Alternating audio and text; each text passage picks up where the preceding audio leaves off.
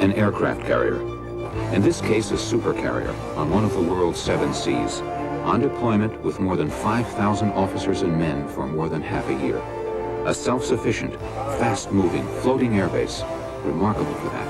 And because, as one commander put it, it's like steering Manhattan Island around from the top of the Empire State Building. What is more remarkable is the skill that goes into making it do what it does, despite being as small as it is. A veteran pilot described the flight deck as O'Hare and Washington National Airports at peak hours, squeezed into a few basketball courts. A tight and dangerous environment in which inches or inattention can mean catastrophe. But, he added, think of it also as the most formidable floating weapons system ever devised.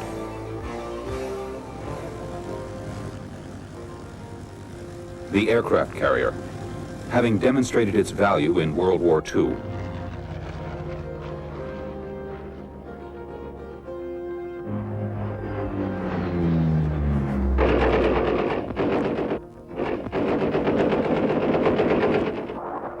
and in the years to follow.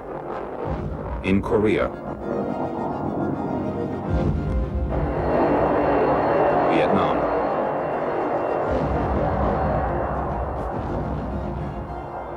the carrier has, during those years, developed and implemented many new and advanced technologies. Nuclear power has given the carrier unlimited range and mobility. The canted or angled deck, first explored by the British and introduced into the U.S. Navy in 1952, and now employed on all aircraft carriers, has substantially improved the flight deck efficiency and the safety for pilots and flight deck personnel.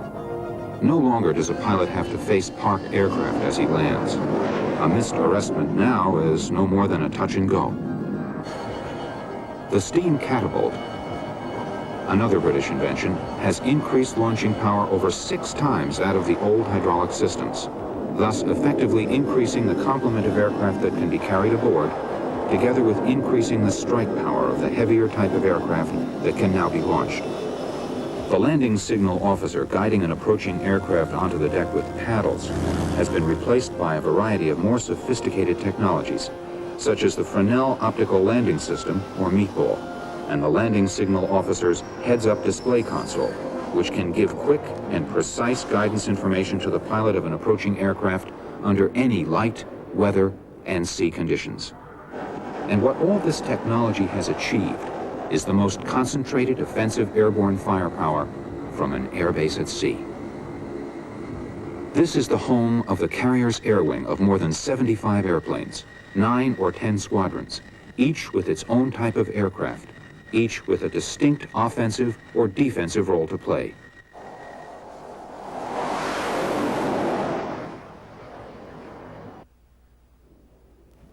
The aircraft carrier's purpose is to move its airwing close enough to any threat so as to take the battle to the enemy in any weather, enabling its strike aircraft to put bombs on the target.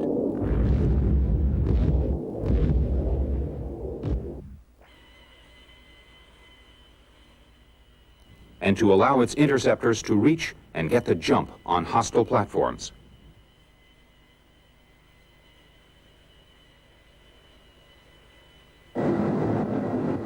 Aside from the airwing's ability to come to the carrier's defense, the boat, as the men affectionately call it, and its planes also rely on the vessels that lead, surround, and tail it.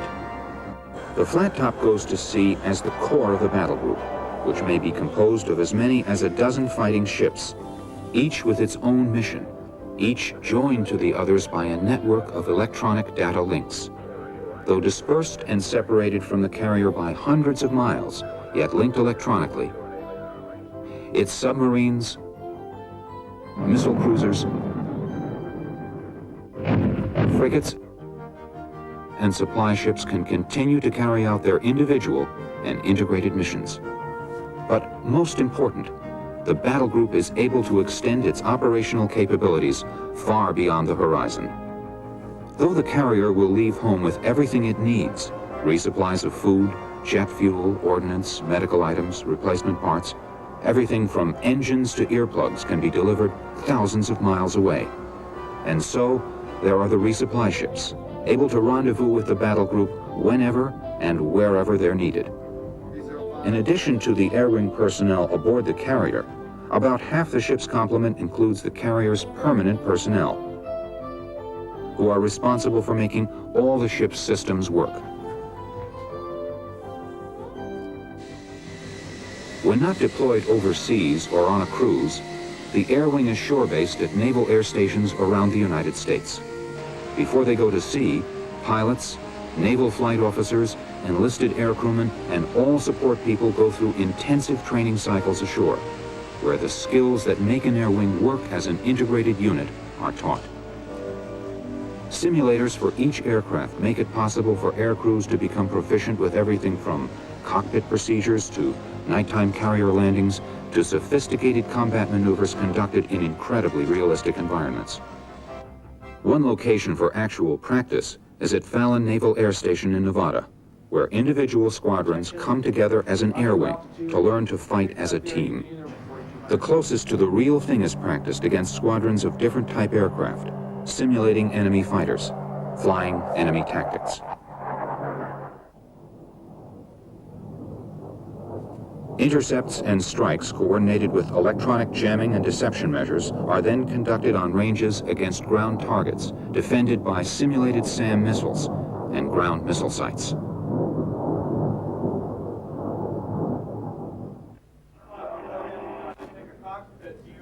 The results are then critiqued with the help of the Cubic Corporation's real-time visual display of who made it and who didn't. Strike Warfare Center School. 3 weeks of flying around the clock for the carrier air wing. Once integrated training at Fallon has been completed, and before overseas deployment can take place, the air wing will have to demonstrate its operational capabilities by taking a final exam and several weeks of demonstrating operational readiness at sea. But the true test of whether the objective has been met will be an ongoing one, resting on the officers and men who will handle and fly these airplanes at sea. During a typical air operation, the rescue helicopter is the first to leave the deck and hover in standby status near the ship. Tankers would take up their positions overhead to be available for airborne refueling demands, day or night.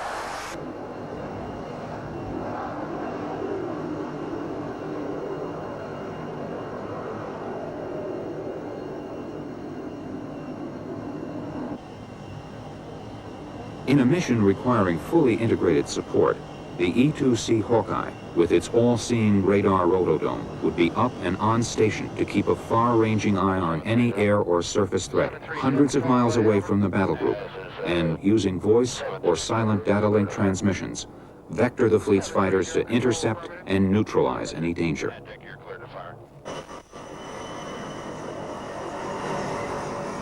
The variable swept-wing F-14 Tomcat fighter interceptor, designed for all-weather fleet, air defense, and air superiority, would follow. It can defeat enemy aircraft from sea level to an altitude of over 80,000 feet, from dogfight range to more than 700 nautical miles away.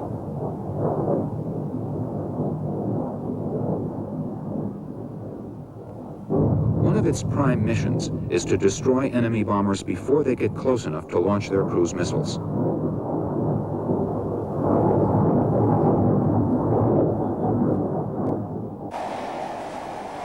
The A-6E Intruder is the Air Wing's low-level, all-weather, long-range, day and night attack bomber.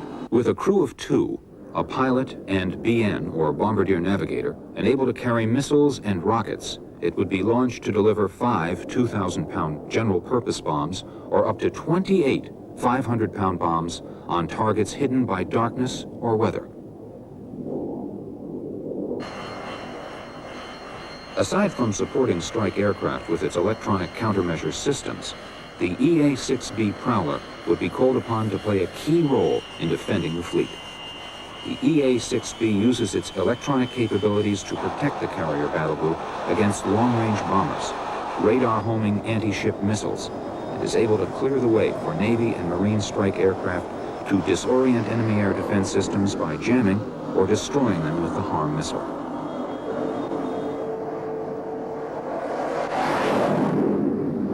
The A-7 Corsair is the Air Wing's light attack strike day bomber and close air support aircraft. It can carry air-to-air and air-to-ground missiles, general-purpose bombs, and is outfitted with a 20mm cannon. It is in the process of being replaced by the multi-mission FA-18 Hornet Naval Strike Fighter, now joining carrier air wings, a high-performance, multi-mission, single-piloted aircraft. A balance of high aerodynamic performance, digital avionics, and high reliability and maintainability make it an effective replacement for the F-4 Phantom and the A-7 Corsair.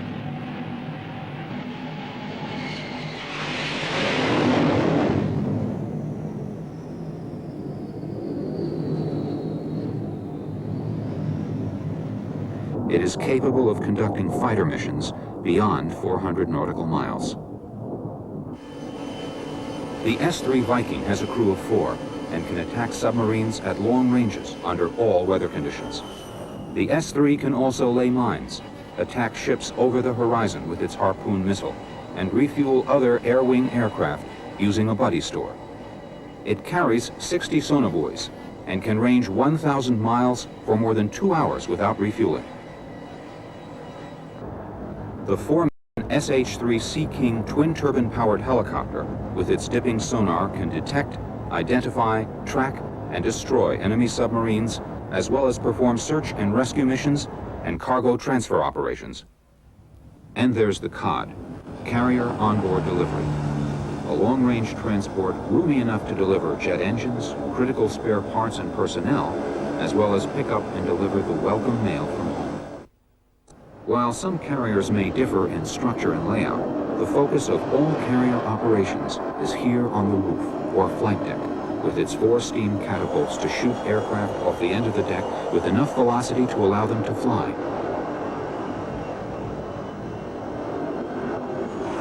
And with 4 arresting flares to capture returning aircraft.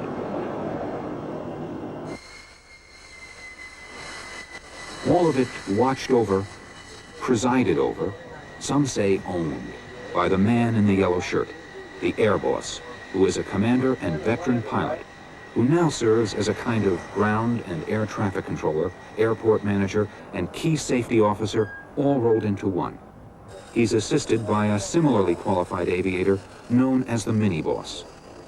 Air crews, in fact, all hands look to the air boss as the officer with the final responsibility for safely launching and recovering all aircraft. His commanding view is some 140 feet above the sea, in a glass and steel enclosed bubble known as PRIFLY, or primary flight control, which for greater visibility protrudes from the ship's towering superstructure. Commander Greg Southgate is the air boss on the USS Constellation. His short definition of his job, to ensure that things are done by the book. What we do here is I have a very large communications suit that enables me to talk to all the people I have to talk to, including the aircraft, obviously, to do all this coordination. And I also have a lot of windows to watch the deck and to see the way we do things, to make sure it's safe, to make sure that we're not going to run one airplane into another. We work in very, very close quarters with our aircraft. So we track the airplanes when they launch to make sure that we get them all back. We track their fuel states. We track the condition of the airplanes, because periodically an airplane will have a problem airborne and we need to know when to bring him back, when not to bring him back.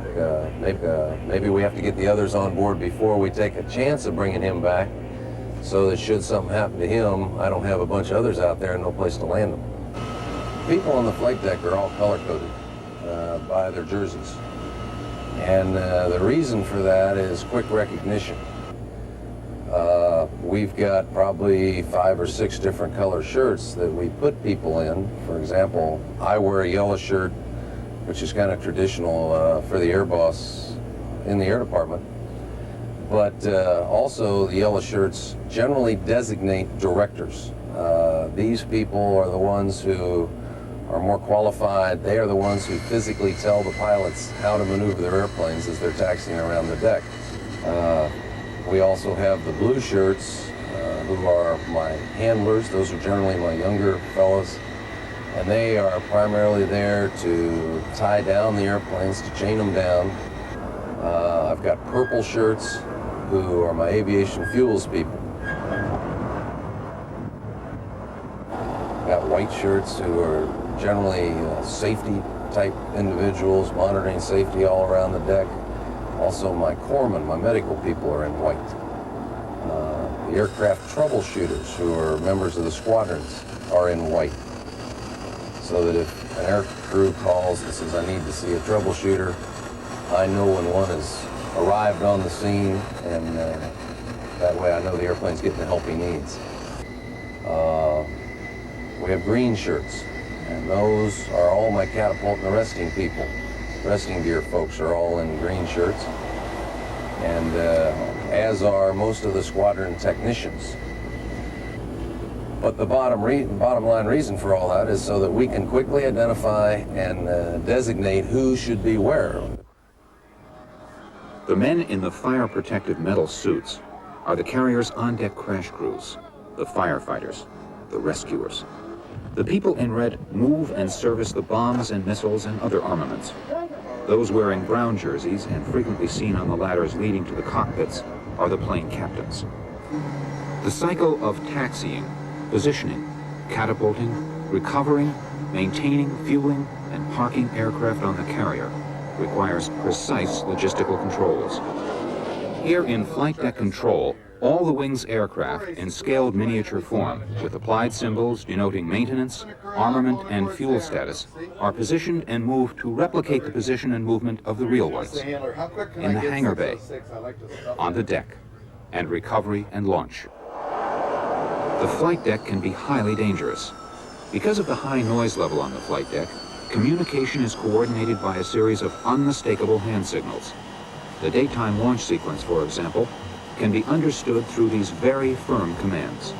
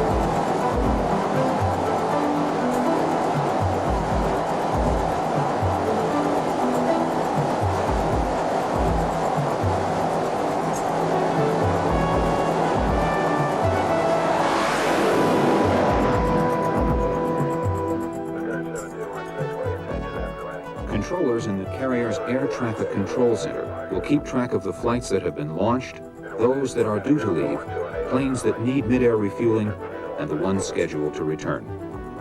During landings, the flight deck officer will signal clear or foul deck, depending upon the safe or unsafe condition of the deck to accept inbound aircraft.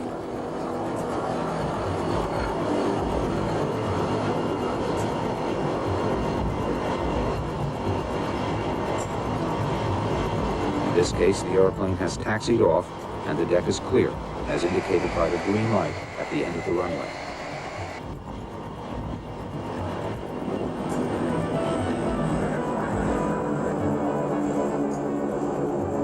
Once safely aboard, the aircraft rolls back slightly, dropping the cable, and the pilot is directed to raise the hook. A crewman called the hook runner will then signal that the wire is clear and that it is safe to retract it. The pilot is directed to taxi clear of the landing area, and the deck is prepared for the next landing. The same basic signals are used during night operations, but with lighted wands, by men who can be identified by the reflective designation on their helmets. This rapid but well-organized sequence of activities requires detailed training and many closely monitored rehearsals.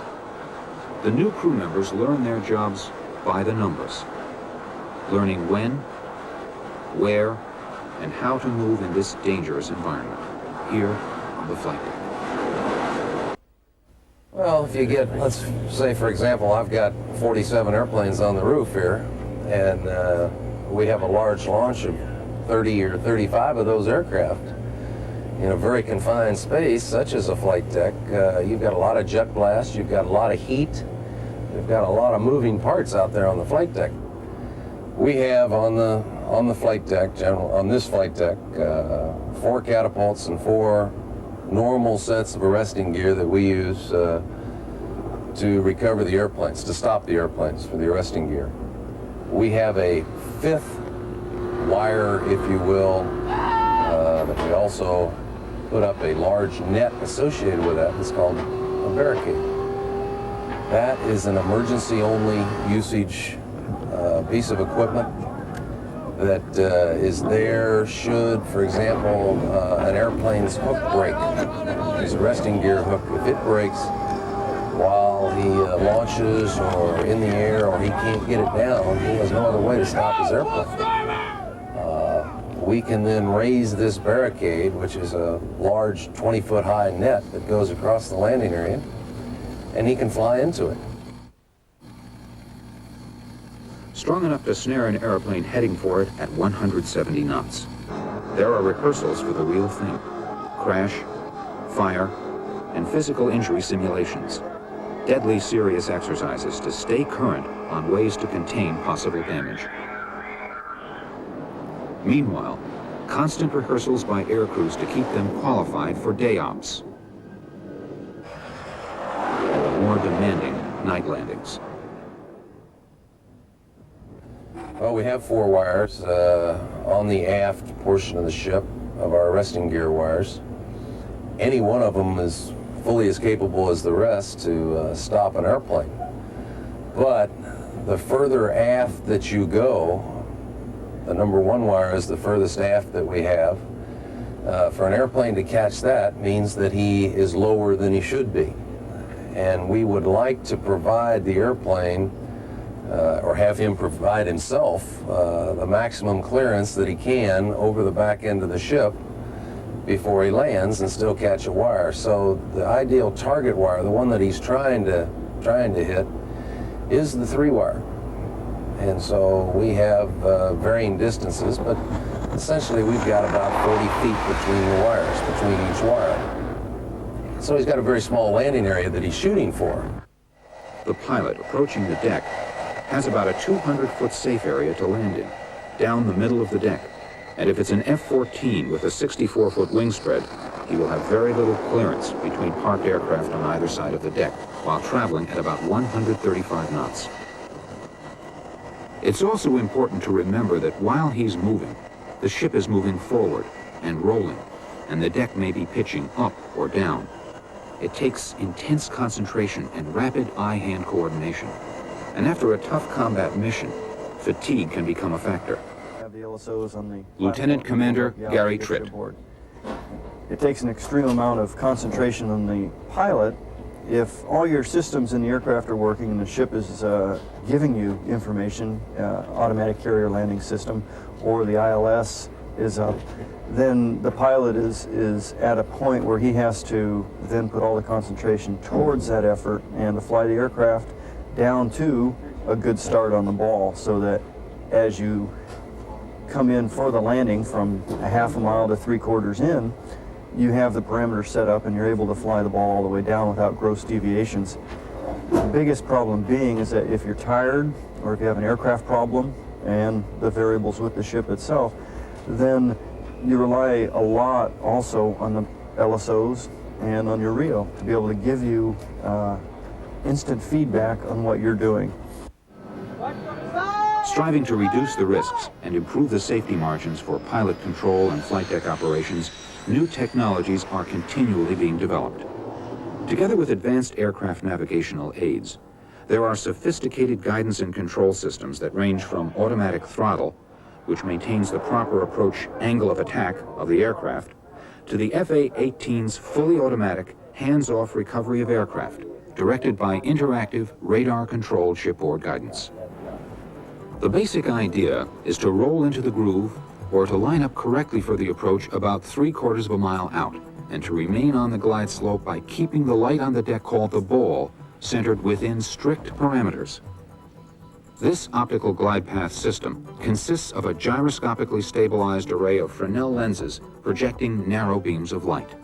The pilot flies the desired glide path by keeping the yellow ball level with the green reference lights. He also has to keep his aircraft lined up with the center of the runway while maintaining the precise angle of attack, assuring the correct airspeed. If he is above the desired glide slope, he will see the ball above the green lights and must correct to lower his glide path. If he's low, he sees the ball below the green lights and corrects to increase his glide slope. If he is in the final stages of his approach and is so low that he sees the red ball on the bottom of the display, the LSO may wave off the aircraft and instruct the pilot to go around and try again. There are only 12 seconds from when the pilot enters the groove to touchdown. This is all the time there is for the LSO to decide if a wave-off is necessary. The LSOs, all experienced pilots, standing behind the windscreen on the aft port side of the deck, will radio corrections when they see that a pilot is having troubles. The LSOs particularly watch for aircraft to line up with the center line, which is very difficult for pilots to judge. The LSO is the final authority on whether each aircraft is safe to land. After each landing, the LSOs prepare written comments to be used at the pilot's debriefings to follow. Lieutenant Commander Bob Ewan is one of the 2 staff LSOs for the USS Constellation's carrier airwing. Normally, there are 4 arresting gear wires or cross-deck pendants rigged under normal operations. We target the 3rd one. We have the ability, or the air boss in the primary has the ability to target any of the wires. We can set he can set how far down the deck he wants that pilot to touch down.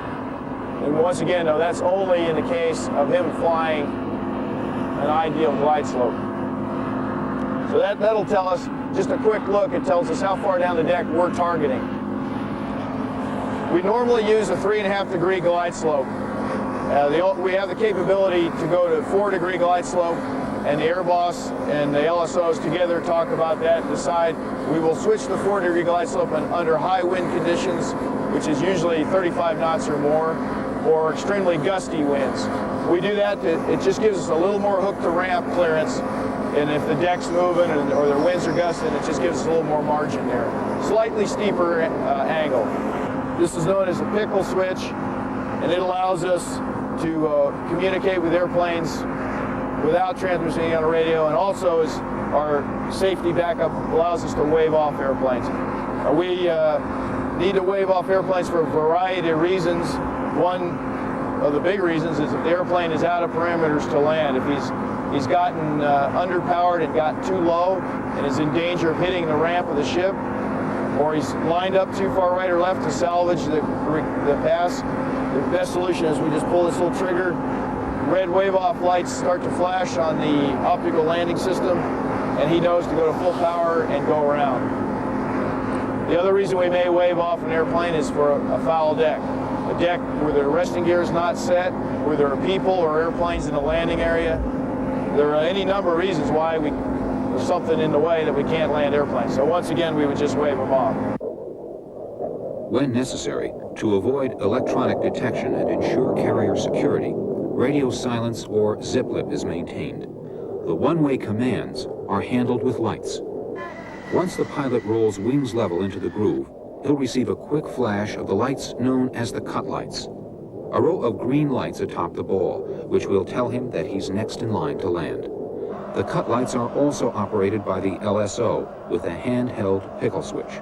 Should the inbound pilot need to add power, the cut lights will be held an extra second or 2, indicating the need for additional power. In bad weather or at night, sophisticated equipment coupled with a heads-up display allows the LSO team to see a presentation of the approaching aircraft before it breaks into the clear.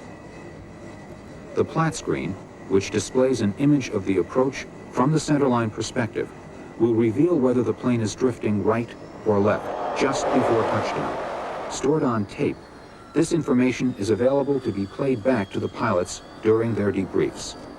Full power is always applied on landing, just in case all the wires are missed and the aircraft must pull up and go around, which is referred to as a bolter. This will allow the pilot to come back and make a landing instead of dumping himself, his crew, and a $30 million airplane into the sea. It is agreed by those who know that night landings, or night traps as they're also called, are extremely difficult because of the loss of visual references. There's no horizon, and you can't see the deck. And yet, as the air boss puts it, everyone seems to get quite good at it. But according to one veteran pilot, everybody has a night in a barrel. Vertigo in flying at night is a very prominent problem. A pilot has to rely on his instincts and his training to fly the aircraft by instruments. Believe what you see and not what you feel. The biggest problem that will occur is that guys will then begin to they feel that they're in a left-hand turn, they don't believe the instrumentation that they see in front of them, and they may try to correct. Henceforth, they get themselves in a lot of trouble. And then there is the weather. Heavy winds and rough seas, sleet, snow, ice, and men in airplanes on a slippery deck. He calls you at 3/4 Lieutenant Mike mile, Bouvier. you should break out. And he say, okay, you're at 3/4 of a mile, call the ball, which is a key to transition to a visual scan. And the LSOs at that point pick you up visually and start talking to you. Well, at 3/4 of a mile, he said, call the ball. I looked out, and there wasn't no ball because, in fact, I was still in the clouds. So I waited, and I'm still flying. This is about the last 15 to 20 seconds of flight. I'm waiting a number of seconds and I'm still flying the needles down to the minimum altitude, and I still don't see anything. Finally, about the time I'm going to add power and take it around, the LSOs say paddles contact, which means they see me, even though I don't see the ship. They see my landing light. They say paddles contact, little right for lineup, little power back on. So they're giving me some call before I can see the ship. My heart's going at about 400 beats a minute, of course, at this point. And about 3, 4, 5 seconds later, I finally start to see something. I break out, which means I get clear of the clouds and see an outline of the ship, pick up the meatball, which is my saving grace there, and I make a last-minute play for the deck. I can't see any of the lineup because the snow's falling on the deck and melting and creating like a shimmering effect to where the landing area is not illuminated. But I see a couple airplanes on the left and a line of airplanes on the right and kind of go, well, this is about right. I get it aboard, catch a 4-wire, but that was probably the toughest landing I ever had, man. Well, periodically when we're recovering airplanes, for whatever reason, an airplane does not get aboard when he should. He's not able to catch one of the wires, or the deck may not be ready. Well, fuel is obviously a critical factor in the equation.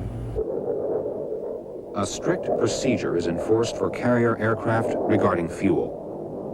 Weather permitting, a tanker is kept in the air at all times during flight operations.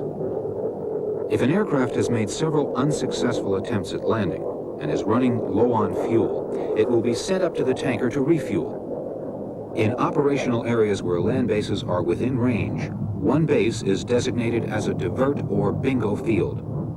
But even with an airborne tanker, there isn't always a bingo field in range.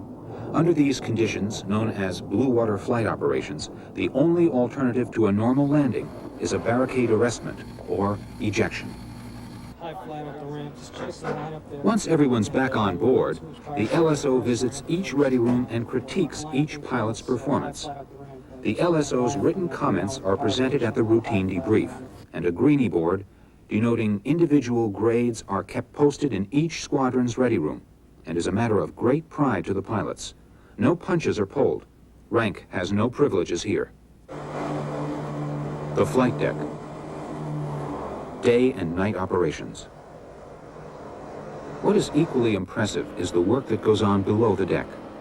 The people who are responsible for making the carrier self-sufficient live and work down here, below the flight deck, in the workstations and in hangar bays large enough to contain half the aircraft in the airwing.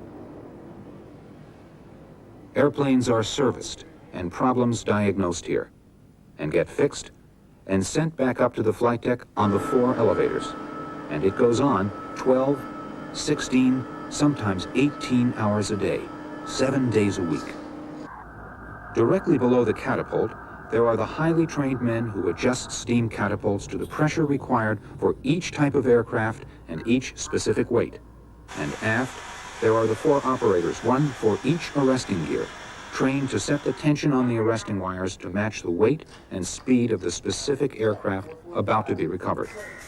The purpose and focus of all this human effort and state-of-the-art technology is to enable the carrier battle group to perform its assigned mission.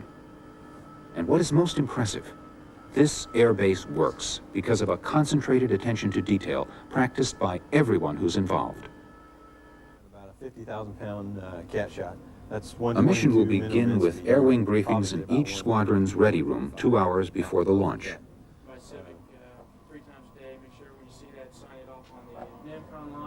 And then it all comes together. The purple shirts, or grapes as they're known, will have completed refueling. Ordnance teams will deliver, attach, and arm the weapons to be taken along. Plane captains and the men in blue shirts will have begun preparing the mission aircraft. Will give their airplanes a final once-over. The air crews strap in. The rescue helo is the first to take off. It will remain airborne nearby. The flight deck crew goes to work. The takeoff weight of the airplane heading for the catapult is shown to the pilot and to the cat officer for corroboration.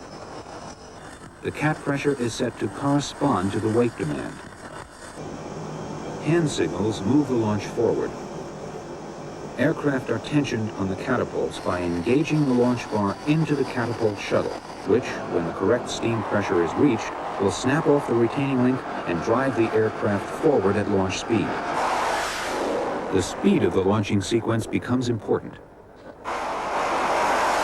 An airplane is launched within every 90 seconds off the same catapult. In other words, shoot one, load it up, and shoot another. That would be 26 airplanes in 20 minutes, using just 2 of the 4 catapults. Aircraft are launched and recovered in this alternating cycle for 12 to 15 hours a day.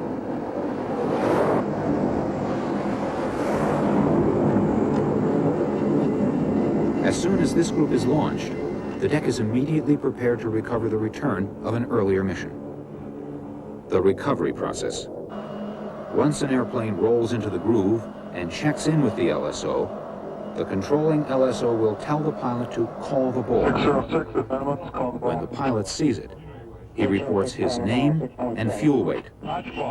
The arresting wire tension is set, and another trap. They do this every 45 seconds, and they make it look easy.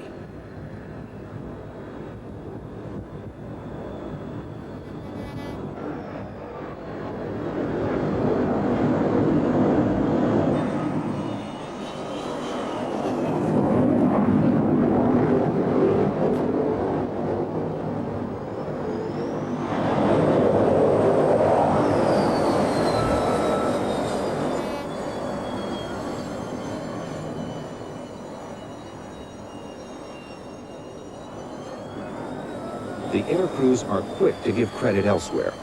As one BN, Bombardier Navigator, put it, you have to talk about the massive training effort that went into getting all the new flight deck crewmen up to speed.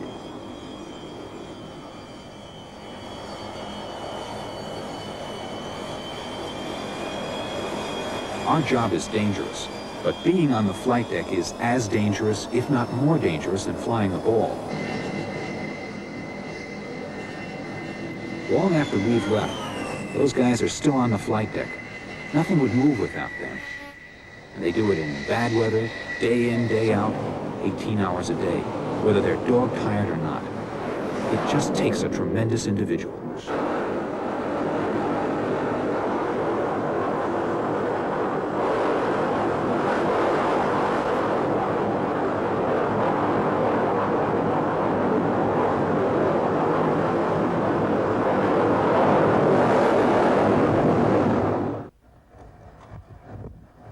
Coming home from a 6-month deployment is always a pleasure.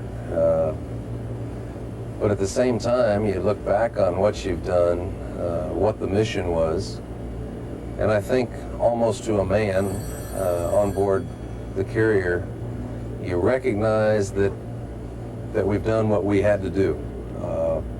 We're not warmongers. We're not out there to start wars or anything, but we're there to be a presence, to be a force, and should we be called upon, to be ready. And I think we were, and I think that's the tremendous advantage that this Navy has.